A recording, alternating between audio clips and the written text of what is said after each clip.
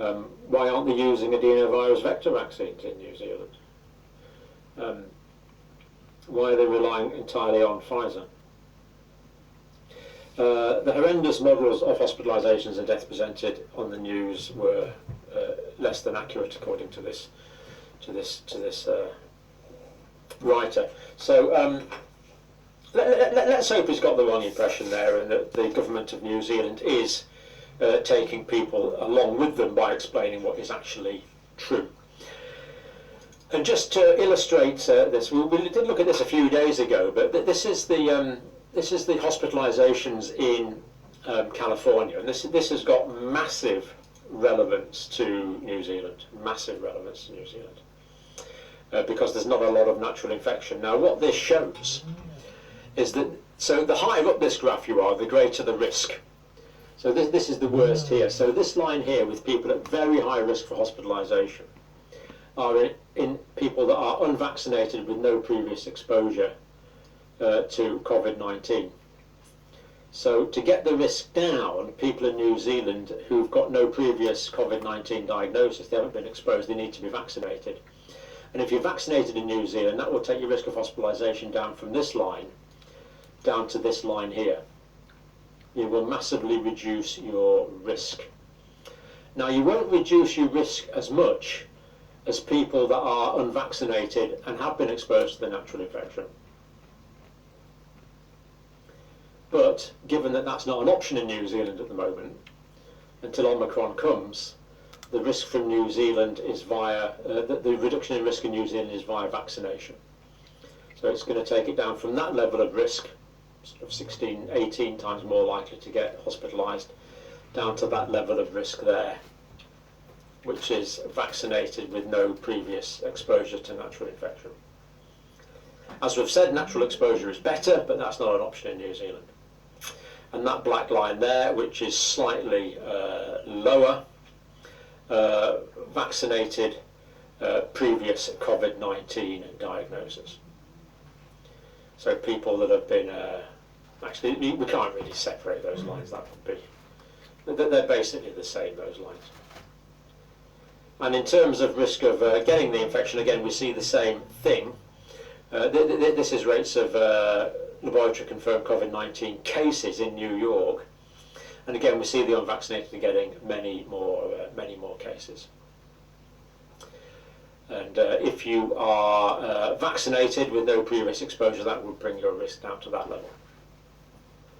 So we are seeing the necessity of vaccinating adults, at least in New Zealand, to reduce that risk. Because while Omicron is less pathogenic, it can still make people sick if they are totally unprotected.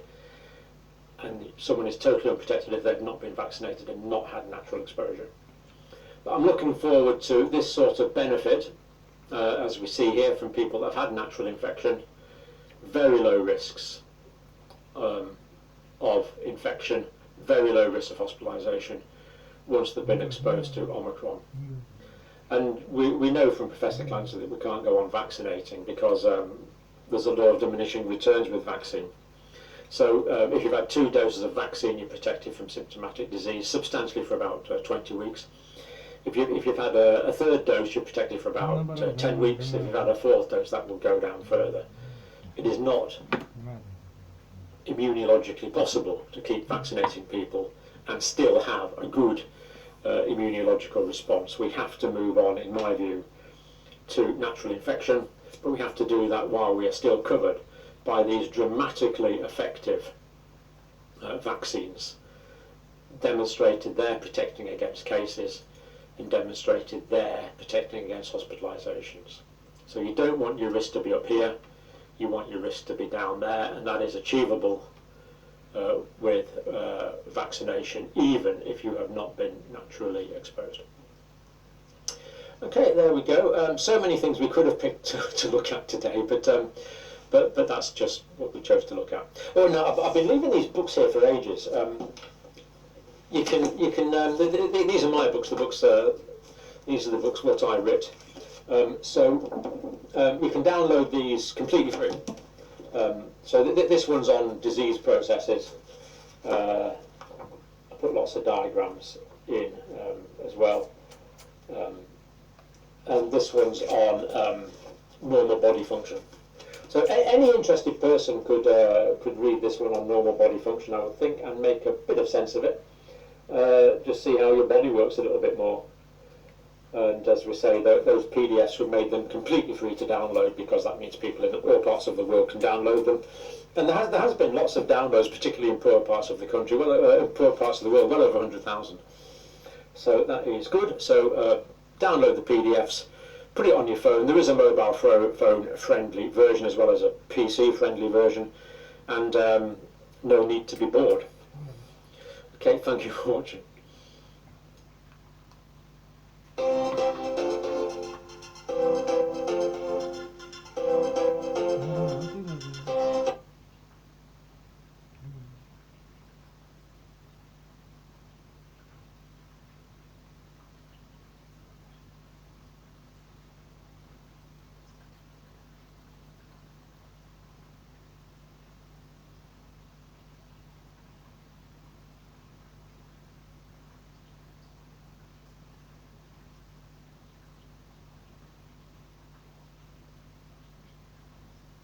Well, warm welcome to today's talk. It's still Tuesday the 25th of January, although by the time I upload this it'll probably be Wednesday the 26th of January. Now, I want to talk about this new Omicron variant that people have been writing to me about in probably 1,000 or so of you. A lot of concern about this so-called BA.2 variant. Is there a new variant of Omicron? Yes. Am I concerned about it? No. But I'll give you the full details on that. So if you haven't got time to watch the whole podcast, that summarises it. But before we do that, I just very briefly want to look at South Africa's past as a guide to our present. And this is the data from South Africa from Dr. Rikwan Subliman.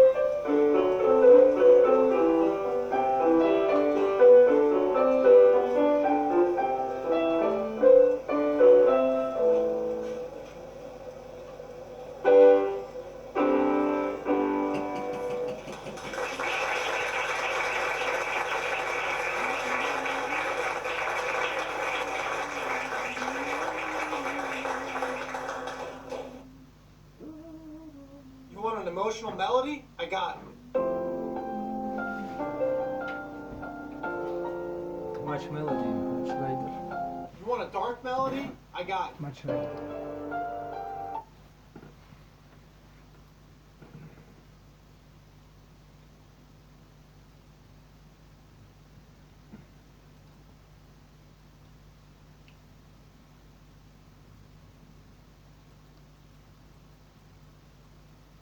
Hi, welcome to today's episode of Piano TV. I wanted to sit down and chat with you guys about grade 3 piano. So the RCM and the ABRSM are the two major grading systems that are in the world. The RCM is as far as I know, mainly North America and Europe and England, whereas the ABRSM is more global. So what we're going to do today with this grade 3 talk through is we're going to go through all of the different requirements at a grade 3 level. So we're going to talk about the piece requirements, we're going to talk about the technique, the ear, the sight reading, and all the little details that you're kind of expected to have figured out at this level. So let's just get started. So grade 3 piano generally corresponds with your 5th year of piano if you're a kid. I mean, oftentimes it's the start of the 3rd year if you're an adult. It really just depends on how hard you work. So grade 1 and grade 2 and the preparatory levels are all about the beginner stages. You learn how to read notes and rhythms with increasing complexity. So once you finish this level, you should be pretty comfortable with, like, say, most of the notes on the staff, reading intervals, and basic rhythms, and even slightly more complicated rhythms.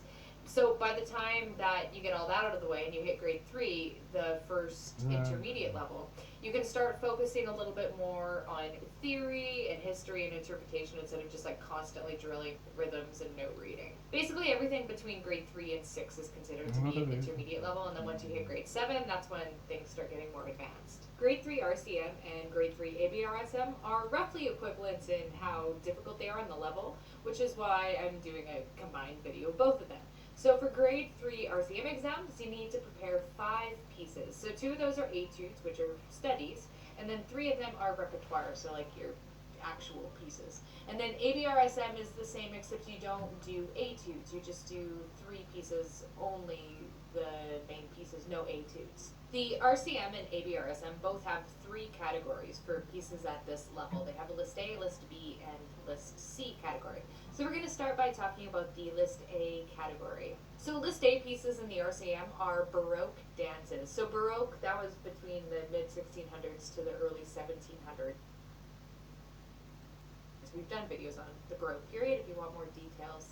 But anyway, you got a bunch of minuets because minuets are some of the easiest dances to play. But you also have other dance styles like a gavotte, a bourrée, a musette, and so on.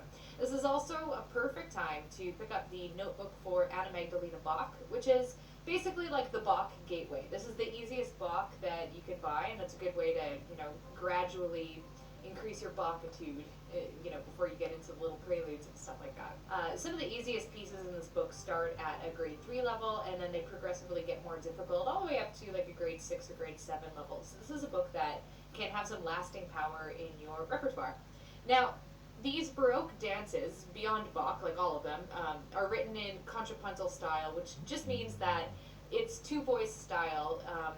There's 2 independent melodies that are being played simultaneously. So it's a little bit more of a hand independence workout. In the ABRSM, List A merges both Baroque and classical eras. So you get some dances just like you do with the RCM by Haydn, CPE Bach, and Scarlatti, and some other guys.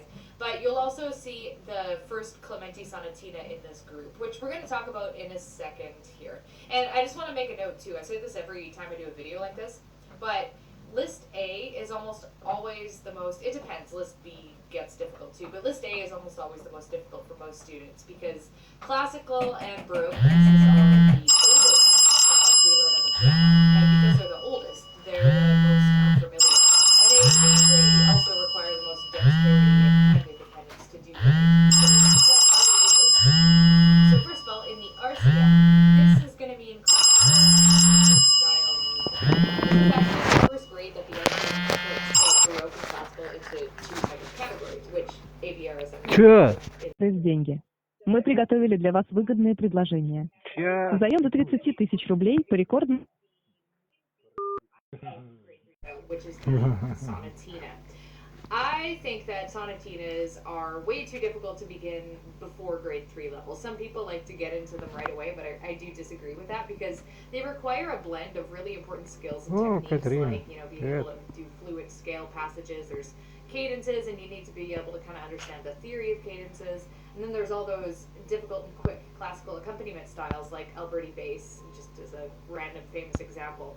So starting in grade 3, we can begin to study Clementi's super famous Opus 36 sonatinas, and this is the easiest one in this collection is the first one. So that's it's a big project for most students, but it's really, really rewarding. When I was first learning piano, I was always really frustrated by the challenges of classical era music, like sonatas and sonatinas, because they were challenging, right? These were the pieces that I tended to procrastinate on. But once I was able to play them, I usually found them to be like super fun because they have a lot of variety. There's a bunch of changing parts, and they're really, really fast, so that could be fun too.